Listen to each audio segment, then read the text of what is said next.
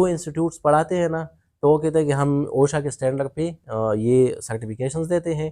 तो जो ओशा के अपने अथोराइज सेंटर्स हैं उसको कहते हैं आउटरीच ट्रेनिंग इंस्टीट्यूट, OTI। तो वो इसके अंदर है, अमेरिका के अंदर है, 2011 तक पढ़ा है। थोड़ा जरा तफसील से हमारे व्यूअर्स को एक्सप्लेन करें। बहुत से नौजवान आपके जी इसको देखते होंगे और हाँ बहुत से आपके इंजीनियर्स भी होंगे, इन्वायरमेंटल साइंस वाले भी होंगे, जो ठीक, शायद आगे इस करियर को बनाना जी चाहते जी हैं कि बिल्कुल हम समझते हैं कि इससे शायद नौजवान नस्ल को कोई फायदा हो। बिल्कुल। तो जरा अच्छा जो तफसील से उनको समझाए कि देखिए कैसे सर, शुरू करें। जी, जो इसी की बिस्मिल्लाहिर्रहमानिर्रहीम।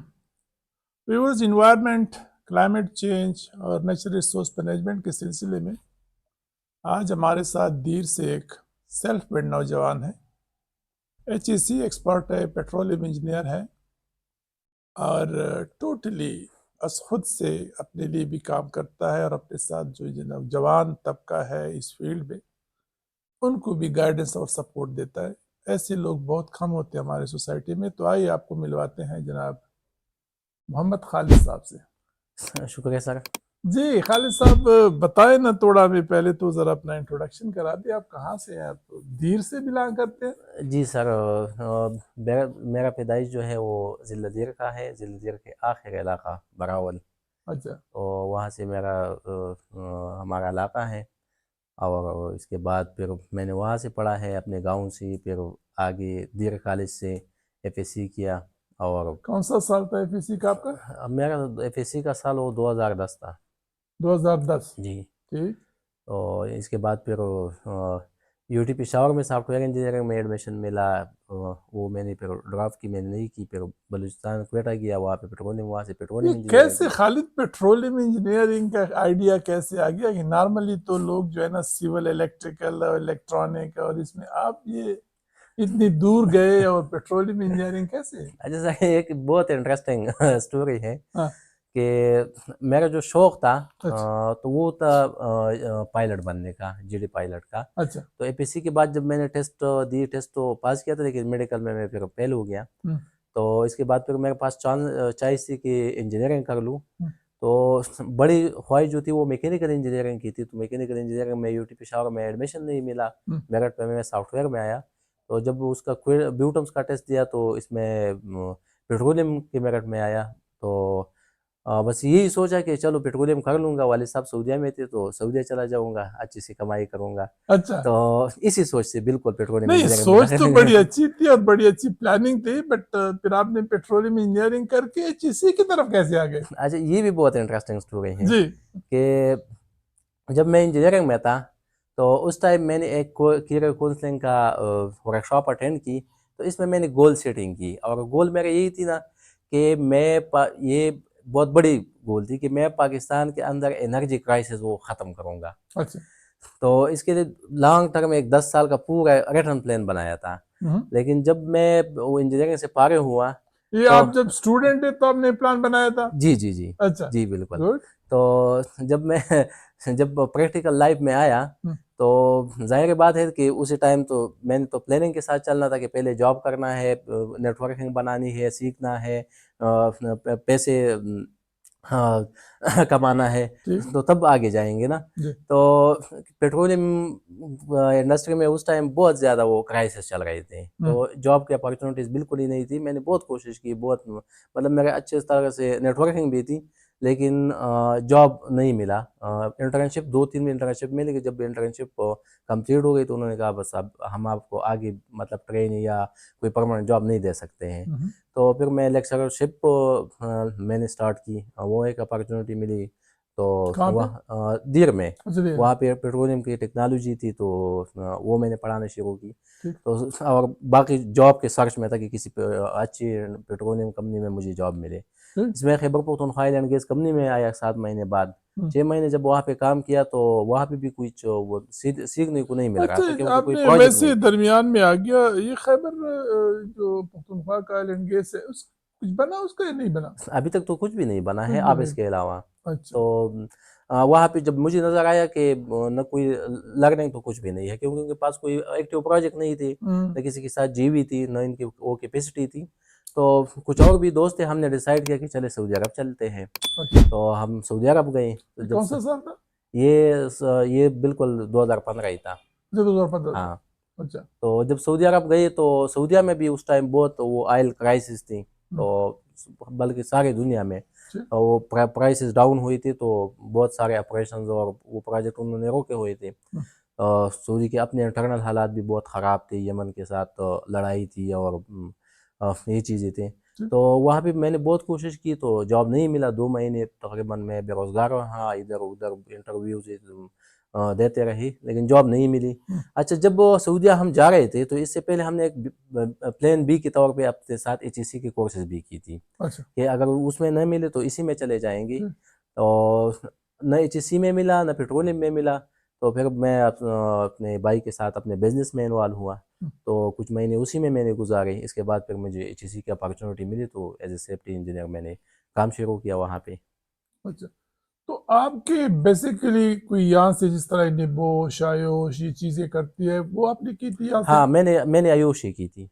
क्या बेसिक अगर कोई बंदा इस फील्ड में आना चाहते हैं तो आजकल कौन से रास्ता मतलब कौन कौन से सर्टिफिकेट्स कौन कौन से अगर उसे आपकी तरह बाहर जाना चाहता है क्या कैटेगराइज करेंगे अच्छा, आप? एचईसी में हमारे पास 3 किस्म के सर्टिफिकेशंस हैं। अच्छा। एक तो हमारा अपने पाकिस्तान के है, जो न्यूटेक इसको रेगुलेट करते हैं और हमारे टेक्निकल कॉलेजेस वगैरह पढ़ाते हैं। ठीक। तो इसमें 1 साल की भी डिप्लोमा है, 3 साल का भी है और 6 महीने का भी है। ठीक। लेकिन इसका कोई वैल्यू नहीं है बाहर दुनिया अच्छा, में, बाहर या नहीं है। अंदर भी नहीं है। अच्छा। अच्छा, इसके अलावा फिर यूके बेस्ड कोर्सेज़ है, कि ठीक। वो बिल्कुल वो मैनेजमेंट अप्रोच से है। हम्म। तो कि हेल्थ एंड सेफ्टी को किस तरह से मैनेज किया जाता है। और इसके साथ फिर अमेरिकन कोर्सेज़ है जो सारी दुनिया में वो भी एक्सेप्टेड ये है, जो और यूके वाले निबोश भी। वगैरह ये यूके सिस्टम का उसी है? पे, हाँ, इसी पे मैं आता हूँ। अच्छा, तो एक अमेरिका का है थोड़ा जरा तफसील से हमारे व्यूअर्स को एक्सप्लेन करें। बहुत से नौजवान आपके जी, इसको देखते होंगे और हाँ, बहुत से आपके इंजीनियर्स भी होंगे, इन्वायरमेंटल साइंस वाले भी होंगे जो ठीक। शायद आगे इस करियर को बनाना जी, चाहते जी, हैं कि बिल्कुल, हम समझते हैं कि इससे शायद नौजवान नस्ल को कोई फायदा हो। बिल्कुल। तो जरा अच्छा, जो तफसील से उनको समझाए कि देखिए कैसे सर, शुरू करें जो जी। इसी करियर में एचईसी की करियर में आना चाहते हैं, हम्म। तो इनके लिए ये है कि एक तो इनका बेसिक एजुकेशन होना चाहिए, अच्छा। कि वो कम से कम एफएससी उसने किया हो, हम्म। और फिर इस वो सर्टिफिकेशंस कर ले। अच्छा। तो बेस्ट सर्टिफिकेशन जो है वो नेबोश आईजीसी का है।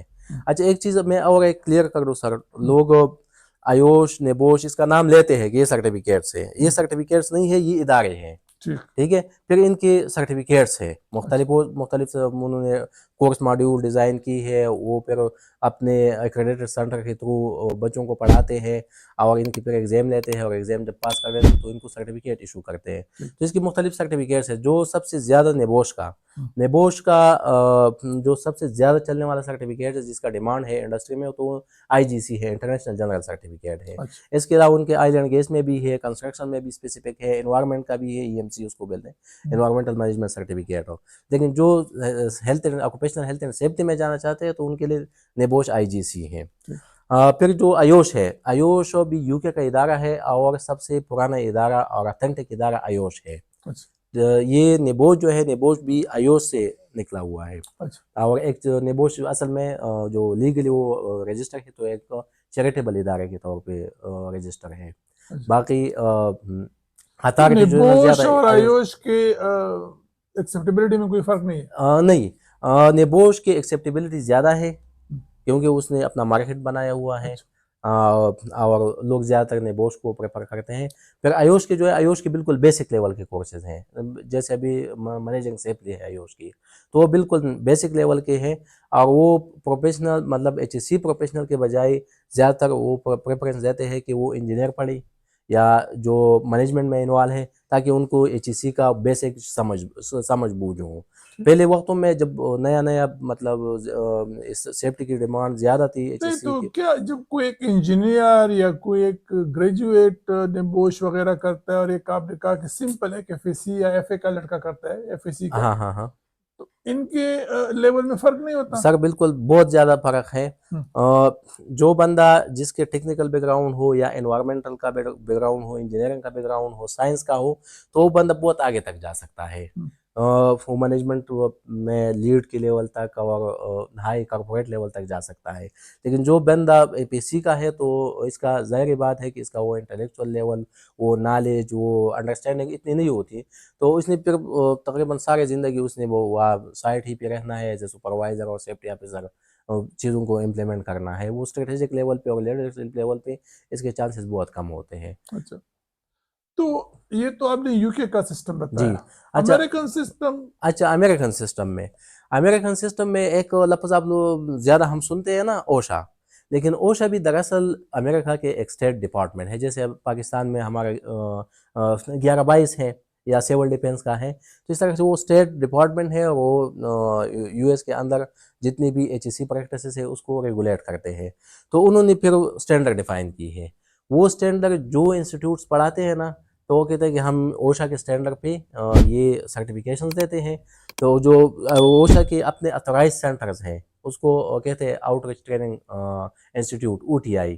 तो वो इसके अंदर है, अमेरिका के अंदर है। 2011 तक पाकिस्तान में भी लोगों को पास थी वो अथोराइजेशन, लेकिन 2011 के बाद वो यहाँ से ख़त्म की है। फिर अभी ये सिचुएशन है कि वो ओशा का नाम ही बिकता है हर एकेडमी ने या जो इसे सर्टिफिकेशन के बिजनेस में इन्वॉल्व लोग हैं, हर एक ने अपना अपना वो बनाया हुआ है। किसी ने ओशास के नाम से बनाया है, किसी ने ओशेक के नाम से बनाया है, किसी ने ओशा ईडीयू के नाम से, मतलब OSHA के साथ कोई लफ्ज़ लगा के ना वो कहता है ये जी ओशा तो है। सिंपली अगर मैं ये समझूं या जो हमारे व्यूअर्स है कि जी यहाँ पे ज्यादातर यूके का सिस्टम चलता है और जी निबोश चलता है, बिल्कुल, ऐसी हाँ बात है? ऐसा ही है। अमेरिकन सिस्टम है तो हाँ, लेकिन चलता है। अच्छा, फिर अमेरिकन के वो दूसरे से एक अमेरिका का दूसरा है BCSP, board of certified safety professionals. तो उनका एग्ज़ाम जो उनके 2 सर्टिफिकेट बल्कि 3 सर्टिफिकेट हैं, एक ASP है, एक TSP है और एक CSP है। तो वो भी हाई लेवल के हैं और वो सारे दुनिया में मतलब हाई लेवल पे जो लोग काम कर जॉब करते हैं ना, जैसे अभी हमारे पाकिस्तान में नईम सुबहानी साहब है, तो वो लोग ये सर्टिफिकेट्स करते हैं। और वो बहुत मुश्किल भी है क्योंकि वो टेक्निकल है और उसके लिए पढ़ाई भी ज़्यादा करनी पड़ती है। और तो वो वो क्या, वो भी ऑनलाइन नहीं है? यहाँ पे भी कोई इदारा उसको सर ऑफर उनका करता है? बहुत ज़बरदस्त सिस्टम है। अच्छा। उनका ऐसा ज़बरदस्त सिस्टम है नेबोश और यू के बनिस्बत कि आप पढ़ाई करो, अपने आप को प्रिपेयर कर लो, किसी एकेडमी को ज्वाइन करते हैं, खुद से करते हैं, ग्रुप बना के कर लेते हैं और फिर एग्ज़ाम के लिए उनके डायरेक्ट उनकी वेबसाइट पे जाके एडमिशन कर लो और डायरेक्ट उनको पेमेंट करो। अच्छा। तो फिर वो आपका एग्ज़ाम कंडक्ट कराएगा। एग्ज़ाम भी उनका अभी निबोश में जो है ना, निबोश में तो अभी बहुत सारे वो चीज़ें आई ना, माल प्रैक्टिसेस कि ऑनलाइन एग्ज़ाम है तो दूसरे लोगों के लिए भी कर देते हैं और लोगों से वो हेल्प भी लेते हैं, ओपन सोर्सेस से भी वो हेल्प ले लेते हैं। तो लेकिन जो CSP है ना, CSP में ये है कि वो MCQ मल्टीपल चॉइस क्वेश्चंस होते हैं और ऑन द स्पॉट आपको रिजल्ट मिलता है अच्छा। कि आपने पास किया कि या फेल किया। तो वो बिल्कुल आसान है क्योंकि वो कंसेप्चुअल बेस है। और ये जो यूके वाला निबोश वाला है ना, तो ये 18वीं पे चलता है। अभी तो बहुत ज़्यादा अभी तो कुछ कंसेप्चुअल हुआ, लेकिन इसमें दूसरी तरफ ये है कि फिर दूसरा बंद साथ बैठा के लोग सॉल्व कर लेते हैं। तो ये एक चीज़ है सीएसपी क्या बात करते हैं? नहीं निबोश की मैं बात निबोश कर की रहा हूँ। बात निबोश का करें, यही चीज़ है। सीएसपी में CSP हैंकी में पैंकी नहीं चलती? नहीं बिल्कुल, क्योंकि वो आपने जाके ना इसमें हाँ एम्बेसी में यूएस की एम्बेसी में जाके ना वहाँ पे या वो सेंटर दे देते हैं कि वो सिस्टम खोल लो और फिर अपना एग्जाम दे दो। स्पेसिफिक टाइम होता है और आपको रिजल्ट उसी टाइम में मिल जाता है। चलिए खालिद, बड़ा डिटेल से आपने हमारे व्यूअर के लिए एक्सप्लेन किया जो बेसिक कॉन्सेप्ट्स थे, जो बेसिक आगे इस फील्ड में कोई आना चाहते हैं। थोड़ा सा ब्रेक लेते हैं, फिर आगे आपकी एक्चुअल एक्सपीरियंस जो है ना शेयर करते हैं। ठीक है सर, बहुत बहुत शुक्रिया।